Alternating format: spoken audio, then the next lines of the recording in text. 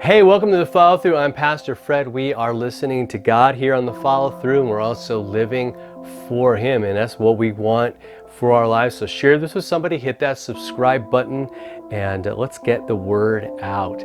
Now for this entire week, we're going to go from talking about how God uses us as a model for what faith looks like as we make disciples, as we teach others about what it means to live for Jesus. And then that's we talk about that intentionality for it. And today and all this week, we're going to kind of expand on that and say, there's going to be a lot of things around us and a lot of moments in our lives that are going to be what we might call teachable moments. You know how that works. Something happens and right there is a great example to use. And so a lot of what we're going to talk about, especially today, we're going to look at Isaiah 40. And it's amazing, in verse 30 and 31, you have just, again, something everybody can relate to. It's, and again, the second verse will have a creature, an eagle, to be exact, that most people are familiar with. And so God uses things from our regular everyday lives. And the encouragement this week is that there's going to be things that you can use as well from your own experience and from the experience of others. So here's what Isaiah says. He goes, "Even youths grow faint and will be weary, and young men shall fall exhausted." So even if you're the picture of health, you're young, you're after it, right? Those people still have a limit. It may not seem like it sometimes, right? You see a little kid running around and you may be like, man, I wish I had his energy. And you're like, well, but his energy is not limitless. There's a point, he's going to sleep really well, especially after he's running around a lot. So yeah, they get faint, they get weary. There's a limit. Right? Even young, really strong people are gonna fall exhausted, right? You watch a race.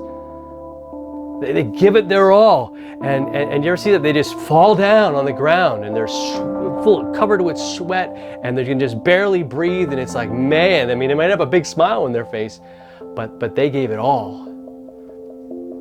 So there's a limit, and he's saying, look, that's true. So here's the point, that even though it seems like when we feel weak, we might think we're just all about limits. Like that's all we got is limits. But he's saying, but those who wait on the Lord or wait for the Lord shall renew their strength. So there's the thing, right? Here's where the lesson comes in. The light bulb. If I have one, maybe I'll put one up in post above my head. But it's like the strength comes from God. He renews our strength. So much that they shall mount up with wings like eagles. They shall run and not be weary.